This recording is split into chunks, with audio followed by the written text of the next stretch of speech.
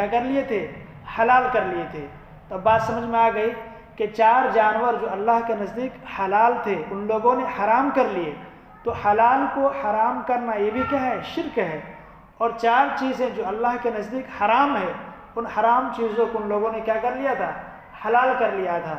تو حرام کو حلال کرنا یہ بھی شرک ہے، حلال کو حرام کرنا یہ بھی شرک ہے، اور حرام کو حلال کرنا یہ بھی کیا ہے؟ شرک ہے۔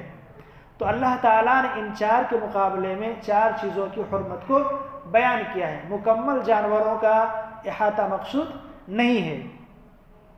اس کو یوں سمجھ لیجئے کہ 4 چیزوں کا مقابلہ 4 چیزوں سے، 4 چیزوں کا مقابلہ 4 چیزوں سے۔ اللہ تعالیٰ نے فرمایا انما حرم علیکم المیتۃ، کہ یقیناً اللہ تعالیٰ نے تم لوگوں پر مردار کو حرام قرار دیا ہے۔ میتہ سے مراد کیا ہے؟ میتہ سے مراد وہ جانور جو خود بخود مر جائے، وہ جانور جو خود بخود مر جائے، یا وہ جانور جس کو ذبح تو کیا گیا ہو لیکن شرعی طریقے پر ذبح نہ کیا گیا ہو، غیر شرعی طریقے پر ذبح کیا گیا ہو، وہ بھی کیا ہے؟ مردار کے حکم ہے۔ یا وہ جانور جو بلندی سے، پہاڑ کی بلندی سے گر کر مر گیا ہو، یا کسی نے لاٹھی زور سے ماری، یا 2 جانوروں میں لڑائی ہوئی اور وہ مر گیا، تو اس کے مرنے کی وجہ سے وہ کیا ہے؟ میتہ کے حکم ہے، مردار کے حکم ہے، اور وہ کیا ہے؟ حرام ہے، اس کو ہم کھا نہیں سکتے۔ اسی طریقے سے میتہ سے مراد وہ جانور ہے کہ جسے ہم گولی مار دیں، اور گولی مار دی، یہ گولی لگ گئی، اور جب اس کے پاس پہنچے تب تک میں وہ دم توڑ چکا تھا جانور، تو بھی کیا ہے؟ مردار کے حکم ہے۔ لیکن جانے سے پہلے وہ زندہ تھا اور پھر ذبح کیے تو پھر وہ کیا ہے؟ حلال ہے۔ تیر کا مسئلہ الگ ہے، اس کی باتیں مکمل آگے آئے گی۔ کلب معلم ہے، آلہ جارحہ، دھاری دار آلہ سے ہم نے وار کیا، تیر چلایا، بسم اللہ پڑھ کر تیر مارا اور جانور کو جا کر لگ گیا اور جانور زخمی ہو کر مر گیا، تو پھر اس کو ذبح کیے بھی نہیں تو یہ جانور کیا ہے؟ حلال ہے۔ لیکن اگر وہ چیز جو دھاری دار آلہ نہیں ہے بلکہ بارود کا کام کرتا ہے، جیسے بم ہے، گولی ہے، یہ کیا بارود کا کام کرتا ہے، اس کے ذریعے سے اگر جانور پر حملہ کرے تو جانور کو زندہ ذبح کرنا ضروری ہے۔ اگر وہ مر گیا پھر ذبح کر رہے ہیں تو گویا کہ مر چکا تھا، مردار میتہ کے حکم ہے، پھر ذبح کر رہے ہیں تو ذبح کرنے سے پھر کوئی فائدہ نہیں ہے۔ تو میتہ سے یہ مراد ہے، مردار جانور کیا ہے؟ حرام ہے۔ آگے فرمایا والدم، خون۔ خون سے کیا مراد ہے؟ خون سے مراد ہے دم مسفوح، بہنے والا خون، جو رگوں میں خون بہتا ہے، یہ خون کیا ہے؟ پھر باہر نکل جائے تو بہنے والا خون کیا ہے؟ حرام ہے، اس کا کھانا حرام ہے، اس کا بیچنا بھی کیا ہے؟ حرام ہے۔ البتہ وہ خون جو شرعی ذبح کے بعد گوشت میں باقی رہتا ہے، دھونے سے پہلے تھوڑا تھوڑا خون باقی رہتا ہے گوشت میں، تو وہ خون کیا ہے؟ پاک ہے۔ اگر کوئی بغیر دھوئے پکا لیا تو پھر بھی پاک ہے، لیکن یہ کہا جائے گا کہ مکمل صاف ستھرا نہیں ہے، صفائی کے خلاف ہے، نظافت کے خلاف ہے، لیکن وہ گوشت کیا ہے؟ حلال ہے۔ تو خون سے مراد دم مسفوح ہے، بہنے والا خون ہے۔ وَلَحْمَ الْخِنْزِيرِ، اور خنزیر، لحم سے یہ بیان کر دیا گوشت کو، خنزیر تو مکمل ناپاک ہے، اس کا سب کچھ ناپاک ہے، بال ہے، چمڑا ہے، ہڈیاں ہیں، سب A to Z ناپاک ہے، لیکن پھر بھی لحم کی قید لگا کر یہ بیان کر دیا کہ اگر کوئی انسان یہ چاہے کہ شرعی طور پر ہم جانور کو ذبح کرے، چونکہ خنزیر بھی ایک جانور ہے تو شرعی طور پر ذبح کرنے کے بعد وہ حلال ہو جائے، اللہ نے لحم لا کر یہ بتلا دیا کہ شرعی طور پر بھی ذبح کیا جائے تو ان کا گوشت کیا ہوتا؟ پاک نہیں ہوتا، بلکہ وہ قطعی طور پر حرام ہے، ان کے بال، چمڑے، پٹھے سب وغیرہ کیا ہیں؟ سب حرام ہیں۔ وَمَا أُهِلَّ بِهِ لِغَيْرِ اللَّهِ، اور وہ جانور جو غیر اللہ کے نام پر ذبح کیا جائے، اس کی 3 شکلیں ہیں۔ کتنی شکلیں ہیں؟ 3 شکلیں ہیں۔ ایک تو یہ ہے کہ انسان جانور خریدا اس نیت سے کہ ہم فلاں بت کے نام پر، فلاں صاحب کے نام پر ذبح کریں گے، اور وہ جانور کو لایا اور ذبح بھی کیا اسی کے نام پر۔